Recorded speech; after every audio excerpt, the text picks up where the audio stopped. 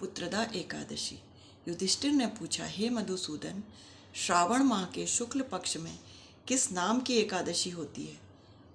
हे भगवान, कृपया मेरे सामने उसका वर्णन कीजिए।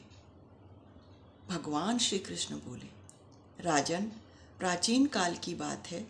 द्वापर युग के प्रारंभ का समय था।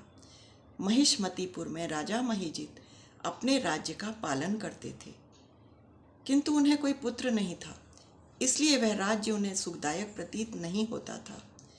अपनी अधिक अवस्था देख राजा को बड़ी चिंता हुई।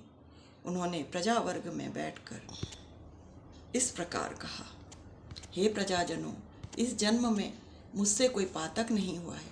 मैंने अपने खजाने में अन्याय से कमाया हुआ धन जमा नहीं किया है, और ब्राह्मणों और देवताओं का धन भी मैंने कभी नहीं लिया है। पुत्रवत अपनी प्रजा का पालन किया है, धर्म से पृथ्वी पर अधिकार किया है। दुष्टों को वे चाहे बंधु और पुत्रों के समान ही क्यों न रहे हों, दंड दिया है। शिष्ट पुरुषों का सदा सम्मान किया है, किसी को द्वेष का पात्र नहीं समझा है। फिर क्या कारण है जो मेरे घर में आज तक पुत्र उत्पन्न नहीं हुआ? आप सभी लोग इसका विचार करें। राजा के ये वचन सुनकर प्रजा और पुरोहितों के साथ ब्राह्मणों ने उनके हित का विचार करके गहन वन में प्रवेश किया। राजा का कल्याण चाहने वाले सभी प्रजाजन वन में इधर उधर घूमकर ऋषि सेवित आश्रमों की खोज करने लगे। तभी उन्हें मुनि श्रेष्ठ लोमस जी के दर्शन हुए। लोमस जी धर्मज्ञ हैं, तत्वज्ञ हैं, संपूर्ण शास्त्रों के विशिष्ट विद्वान हैं, दीर्घायु हैं और महात्मा हैं। उनका शरीर लोम से भरा हुआ है। वे ब्रह्मा जी के समान तेजस्वी हैं। एक एक कल्प बीतने पर उनके शरीर का एक एक लोम विशीर्ण होता है, अर्थात टूट कर गिरता है। इसीलिए उनका नाम लोमश हुआ है। लोमश महामुनि तीनों कालों की बातें जानते हैं, अर्थात त्रिकालज्ञ हैं। उन्हें देखकर लोगों को बड़ा आश्चर्य हुआ। लोगों को अपने निकट आया देख लोमस जी ने पूछा, तुम सब लोग यहाँ किस लिए आए हो? अपने आगमन का कारण बताओ। तुम लोगों के लिए जो कार्य हितकर होगा मैं उसे अवश्य करूँगा। प्रजाजनों ने कहा, हे ब्राह्मण, इस समय महिजित नाम वाले जो राजा हैं उन्हें कोई पुत्र नहीं है। हम सभी उनकी प्रजा हैं। अपनी प्रजा का उन्होंने पुत्रों के भांति भली भांति पालन किया है। उन्हें पुत्रहीन देख उनके दुख से दुखित हो हम तपस्या करने का दृढ़ निश्चय करके यहाँ आए हैं। हे द्विजोत्तम, राजा के भाग्य से इस समय हमें आपका दर्शन मिल गया है। महापुरुषों के दर्शन से ही मनुष्यों के सब कार्य सिद्ध हो जाते हैं। हे मुने, अब हमें उस उपाय का उपदेश कीजिए जिससे राजा को पुत्र की प्राप्ति हो।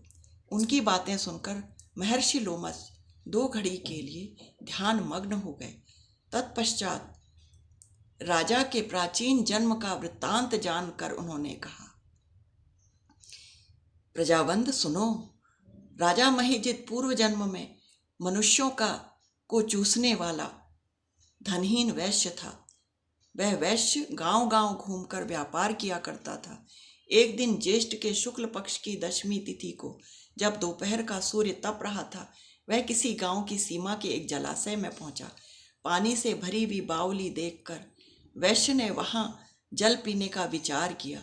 इतने में वहां अपने बछड़े के साथ एक गऊ भी आ पहुंची। गऊ प्यास से व्याकुल और ताप से पीड़ित थी, अतः बावली में जाकर जल पीने लगी। वैश्य ने पानी पीती हुई गाय को हाँक कर दूर हटा दिया और स्वयं जल पीने लगा। उसी पाप कर्म के कारण इस समय राजा पुत्रहीन हुए हैं। किसी अन्य जन्म के पुण्य से इन्हें निष्कंटक राज्य की प्राप्ति हुई है। प्रजाजनों ने कहा, हे मुने, पुराणों में उल्लेख है, प्रायश्चित रूपी पुण्य से पाप नष्ट होते हैं। अतः ऐसे पुण्य कर्म का उपदेश कीजिए जिससे राजा के उस पाप का नाश हो जाए। लोमस जी बोले, प्रजाजनों, श्रावण माह के शुक्ल पक्ष में जो एकादशी होती है वह पुत्रदा नाम से विख्यात है। वह मनोवांछित फल प्रदान करने वाली है। तुम लोग उसी का व्रत करो। यह सुनकर प्रजाजनों ने मुनि को प्रणाम किया और नगर में आकर विधि पूर्वक पुत्रदा एकादशी के व्रत का अनुष्ठान किया। उन्होंने विधि पूर्वक जागरण भी किया और उस व्रत का निर्मल पुण्य राजा को पुत्र प्राप्ति हेतु अर्पण कर दिया। तत्पश्चात रानी ने गर्भ धारण किया और प्रसव का समय आने पर बलवान पुत्र को जन्म दिया। इसका महात्म्य सुनकर मनुष्य पापों से मुक्त हो जाता है तथा इहलोक में सुख पाकर आगे के लोकों में अच्छी गति को प्राप्त होता है। ओम नमो भगवते वासुदेवाय। ओम नमो भगवते वासुदेवाय। ओम नमो भगवते वासुदेवाय। ओम नमो भगवते वासुदेवाय। ओम नमो भगवते वासुदेवाय। ओम श्री लक्ष्मी नारायणाय नमः। ओम श्री लक्ष्मी श्री नारायणाय नमः। ओम श्री लक्ष्मी श्री नारायणाय नमः। ओम श्री लक्ष्मी श्री नारायणाय नमः।